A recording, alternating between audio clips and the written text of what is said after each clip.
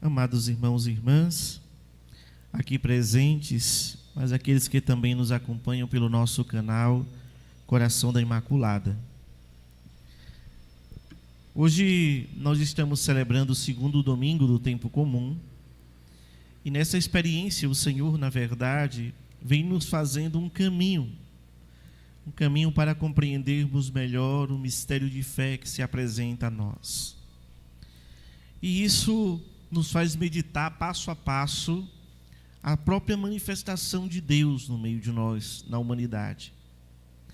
Se nós pararmos para pensar bem, vamos notar que depois do nascimento de Jesus e da Epifania, nós percebemos então que essa Epifania está manifestada em três partes.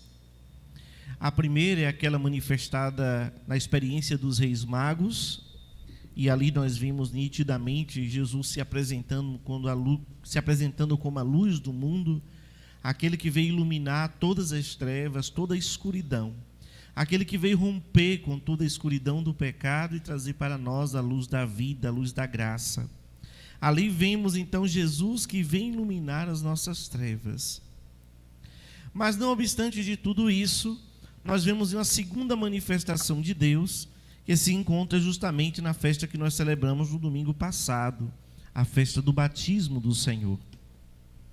Na festa do batismo do Senhor, nós vimos então o Senhor ali com seus primeiros passos, seus passos iniciais de sua vida pública, caracterizado então por essa experiência do batismo. Ou seja, o batismo é aquela porta inicial, onde a partir dali Jesus começa toda a sua vida pública. Então nós vemos a manifestação da graça de Deus. E a gente viu a manifestação da graça de Deus a partir do momento que Jesus se coloca para ser batizado, assumindo os nossos pecados, por isso ele entra naquela fila. Mas nós vemos a manifestação de Deus trinitariamente. O Filho que está sendo batizado, o Espírito Santo que aparece em forma de pomba e o Pai que diz do alto: eis o meu Filho muito amado, a quem eu pus todo o meu apreço, todo o meu bem-querer. Pois bem, e a terceira parte dessa manifestação, dessa epifania do Senhor, se dá justamente no segundo domingo do tempo do Advento, quando nós rezamos então o Evangelho das bodas de Caná, conhecido por todos nós.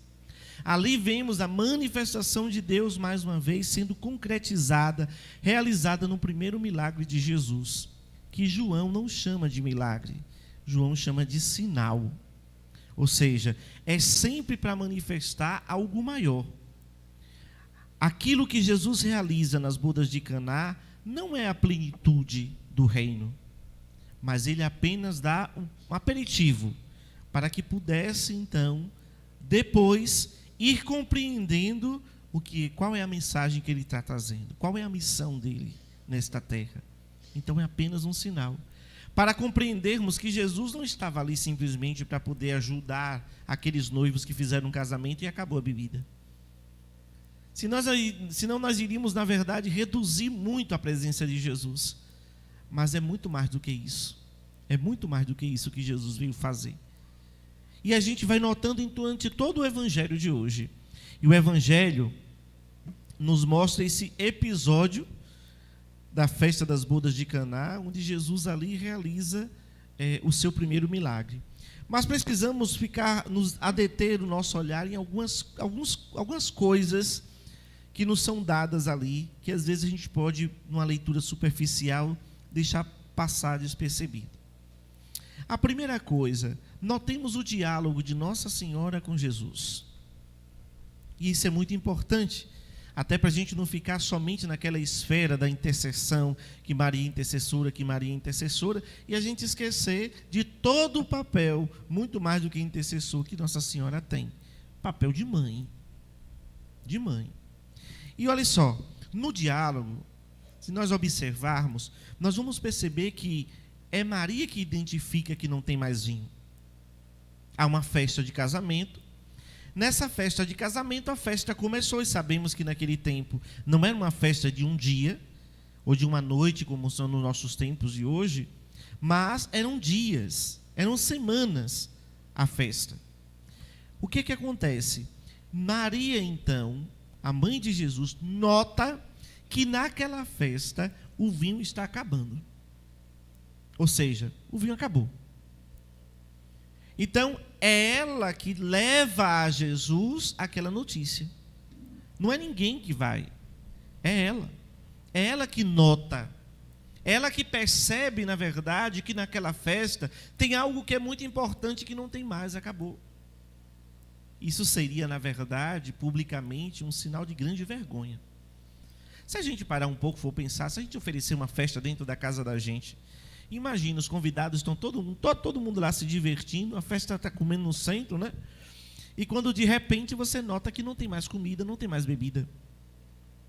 Então fica desesperado, né? Às vezes tem até um dinheiro, vai no mercado, compra um panetone, né? Divide ali, bota numa bandeja, fica bonitinho e serve para todo mundo. Mas nem sempre a gente tem. E aí vem o que? A vergonha. Por quê? Vai ter que mandar todo mundo embora.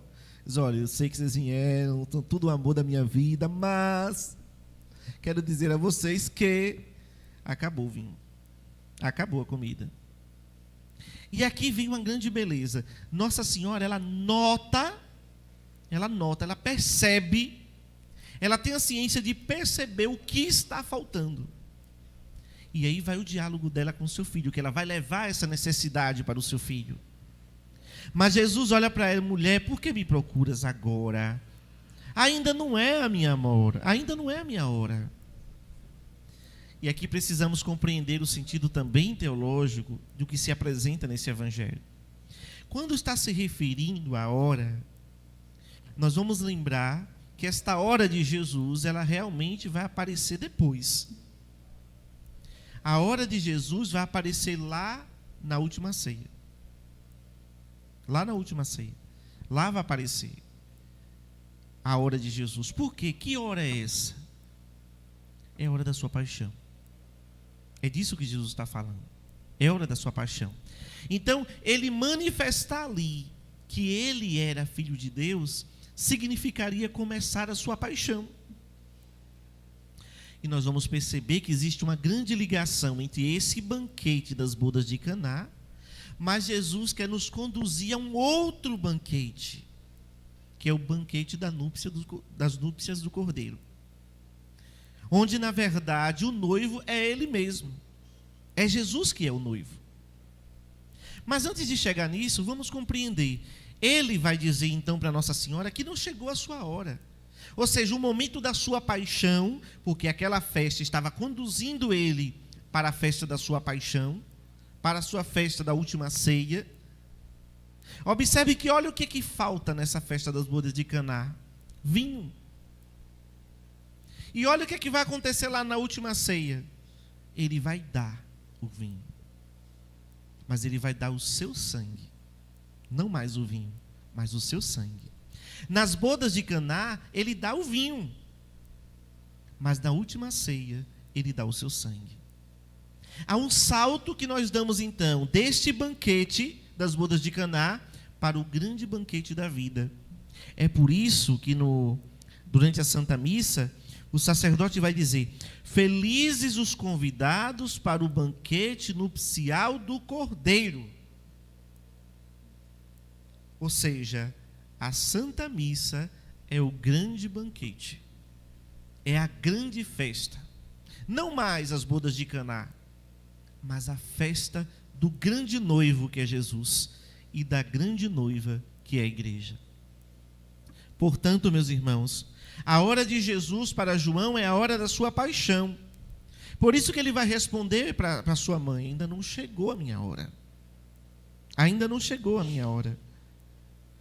Mas é ela que vai dizer para os serventes: façam tudo o que ele vos disser. Neste diálogo da Virgem Maria com Jesus, deve nos ajudar a compreender o papel da Virgem Santíssima no nosso caminho de salvação, na nossa vida de fé.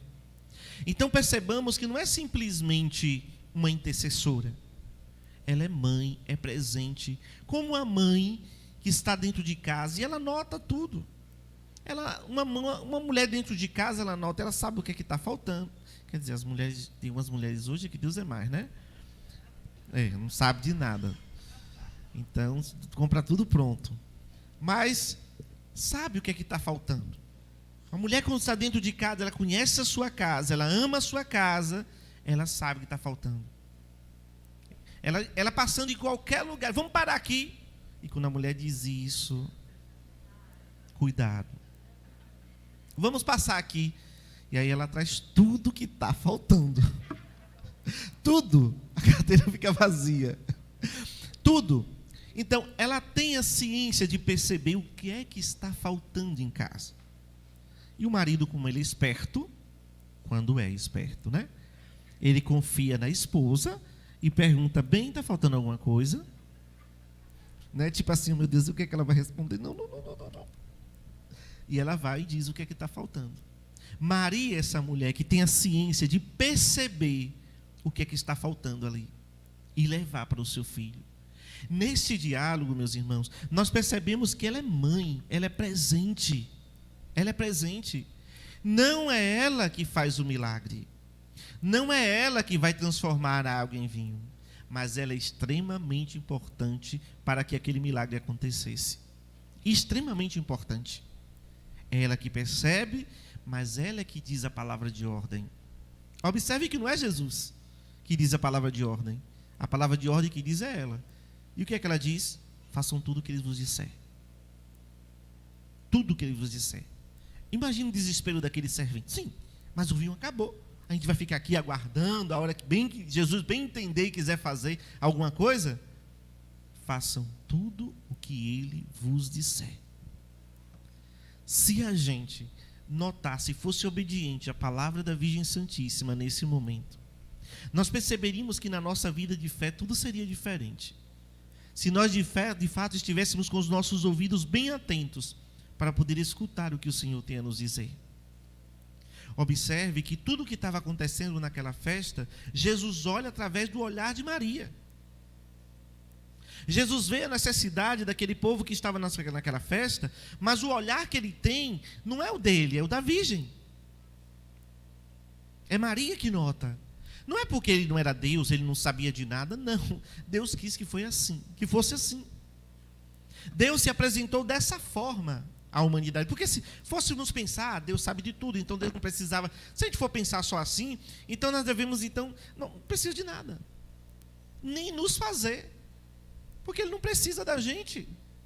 Que necessidade, Deus sendo Deus, precisaria criando a gente? Muito pelo contrário, ele criou, foi um problema para ele, né? Que a gente sabe o trabalho que a gente dá. Mas Deus quis assim. Deus quis dessa forma. E Deus quis olhar aquele povo pelo olhar da Virgem Santíssima, pelo olhar da mãe. Aí a gente percebe um Deus que nos ama, Deus que é Pai, mas nos ama com um coração de pai e um coração de mãe. Deus que nos olha com um olhar de pai, mas nos olha também, como fez Jesus nas bodas de Caná, com um olhar de mãe. Olha, não é minha hora. Puxa, mas essa mulher pediu. E agora? Então ele vai e obedece. Ele vai e realiza o milagre. Deus nos olha com os olhos da Virgem Santíssima. Assim como Deus olhou para aquele povo nas bodas de Caná, naquela festa. O milagre das bodas de Caná deve nos levar à compreensão qual é o papel da Virgem Santíssima na nossa vida. Mas não somente isso. Ali havia um casamento. Tinha um noivo e uma noiva. A gente nem ouve muito falar do noivo e da noiva, né? O noivo é que vai aparecer lá perto do final. E olha como é que ele vai aparecer.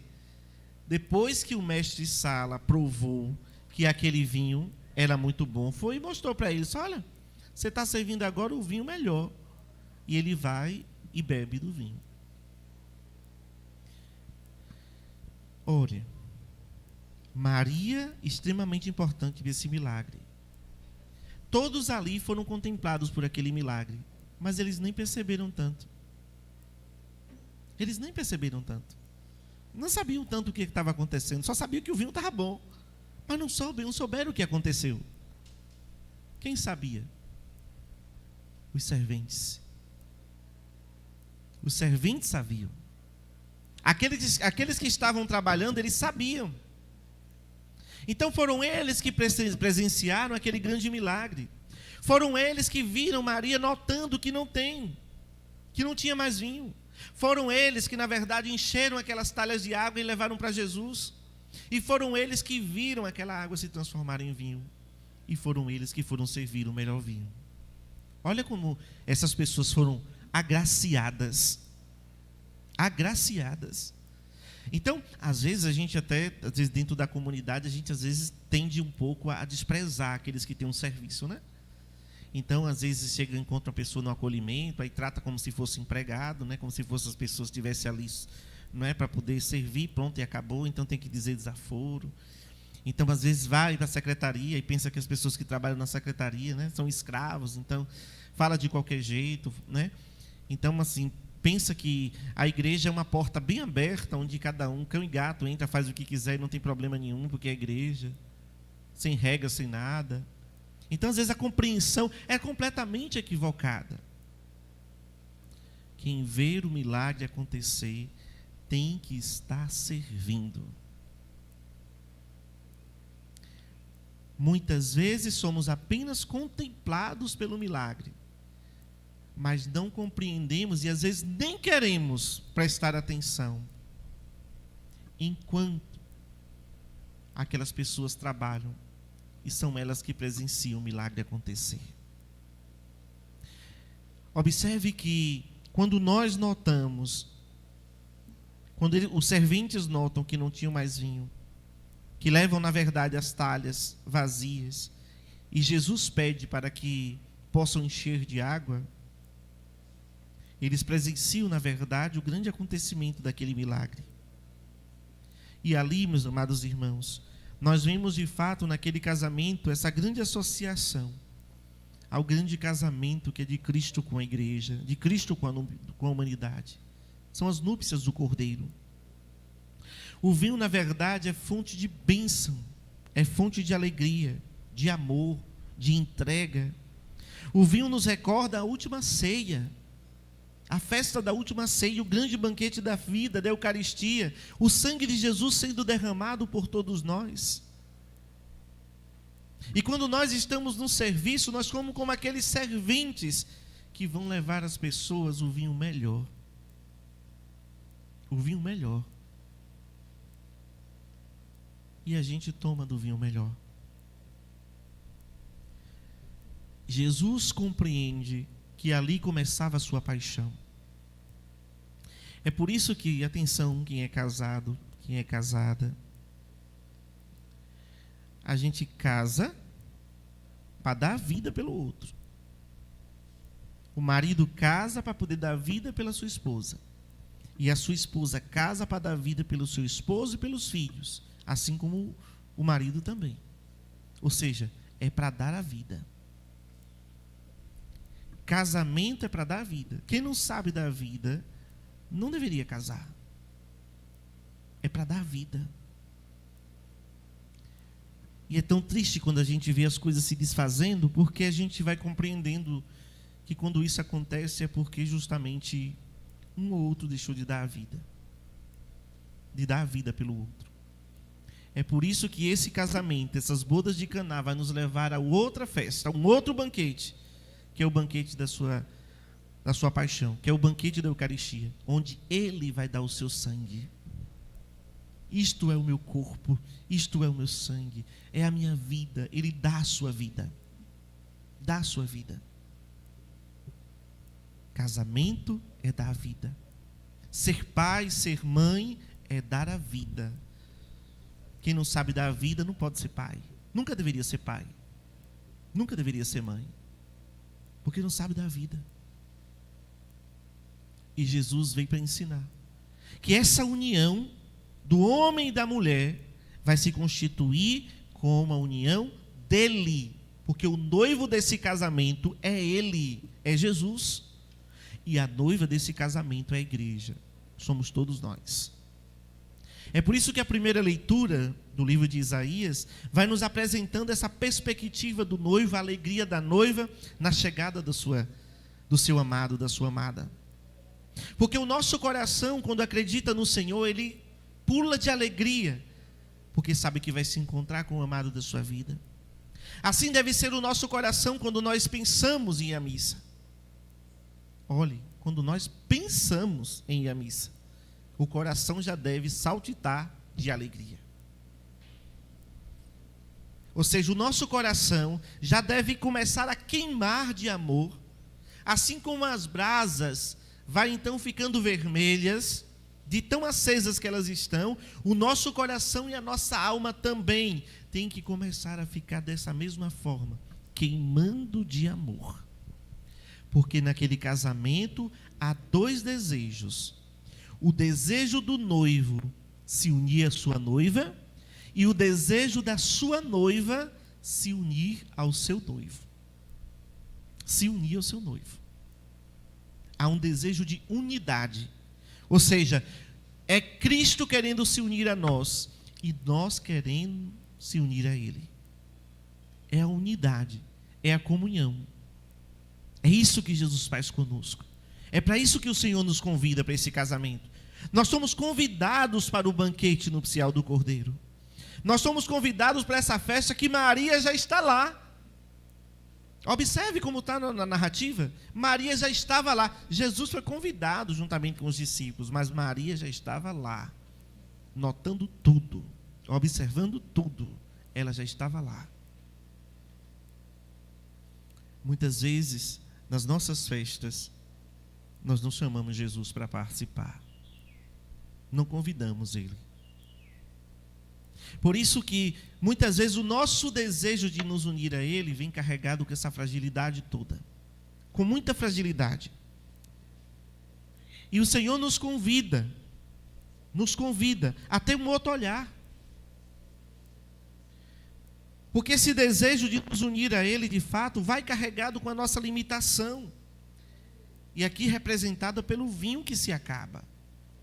Porque o amor, de fato, sendo como esse fogo, é como se o fogo estivesse sendo apagado.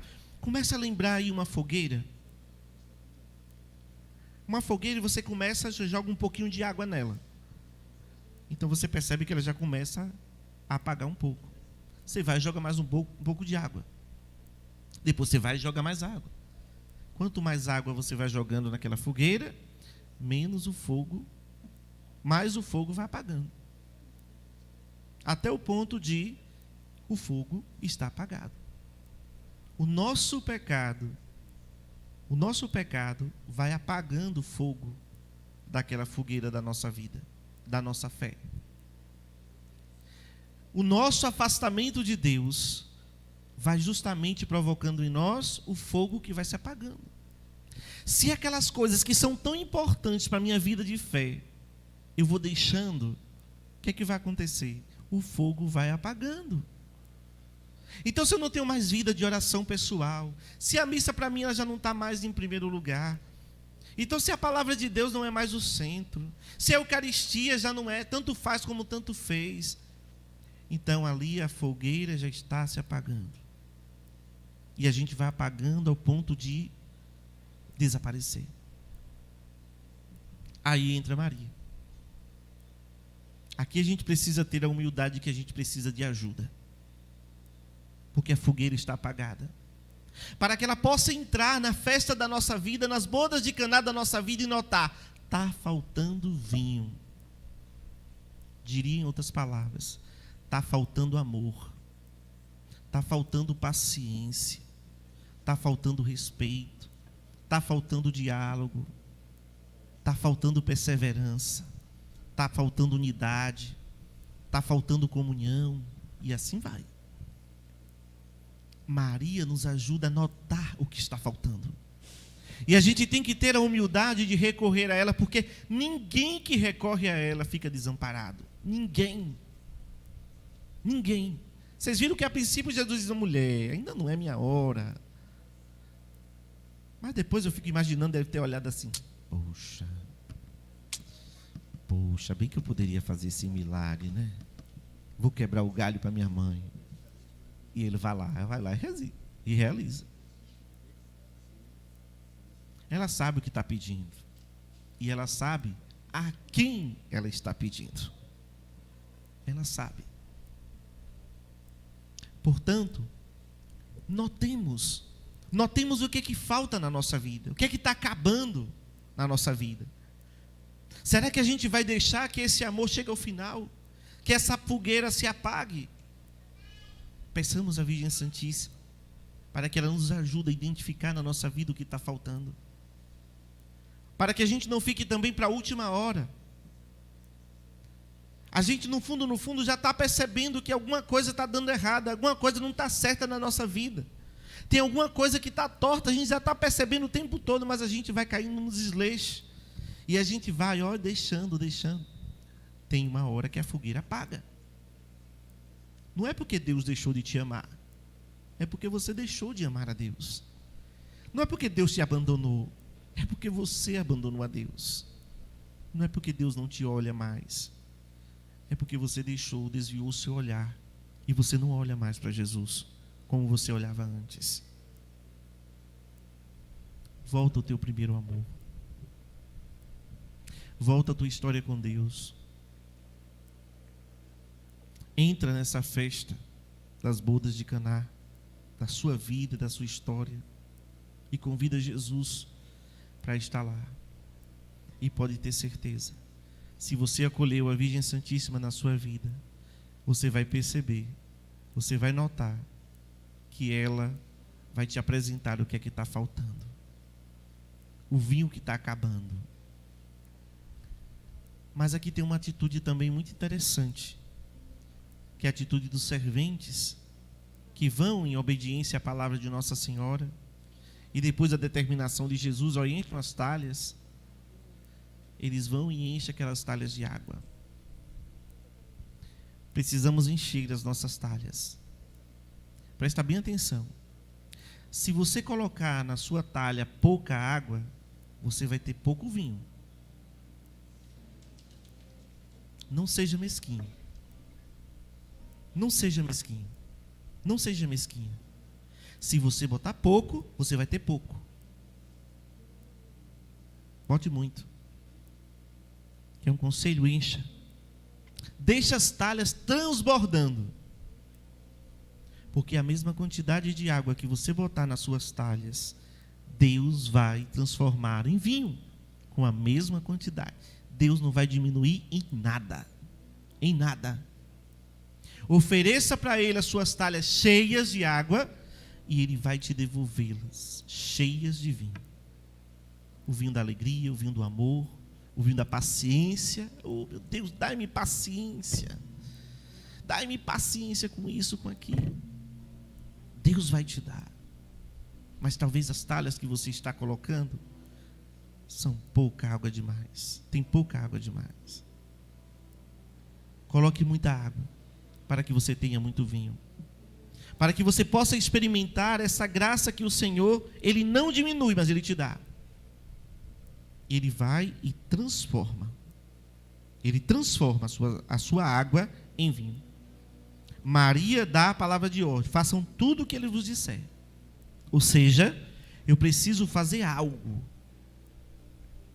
Você precisa fazer algo. Você precisa sair da inércia. Não foi que ficar esperando cair do céu, não. Ele só fez o milagre quando apresentaram as talhas com as águas. Ele poderia fazer sem precisar? Poderia. Ele não precisaria necessariamente transformar a água em vinho. Ele poderia trazer o pacote completo. Água, vinho, salgadinho, champanhe, tudo vocês imaginarem, ele poderia trazer. Mas não, ele preferiu pegar aquilo que já tinha e transformar. Deus quer pegar as nossas coisas e transformar nas coisas dele. Mas a gente precisa permitir. Se permitir. Peçamos então ao Senhor que nos olha com o olhar da Virgem Santíssima. Peçamos a intercessão da Virgem Santíssima para que nos ajude nesse caminho rumo ao vinho novo. Que assim como Jesus ali inaugura o Novo Testamento, a nova aliança, que seja inaugurado também na nossa vida, no banquete da vida, que seja inaugurado para nós uma nova vida. Que o Senhor, Ele olhe para nós de fato com o olhar da Virgem, que nota aquilo que precisamos. Maria tem por nós um olhar de mãe de verdade. Eu posso não saber da minha necessidade, como aquele povo não sabia. Mas Maria sabe. E ela pede para nós, ao seu Filho, aquilo que precisamos, mas nem sempre o que nós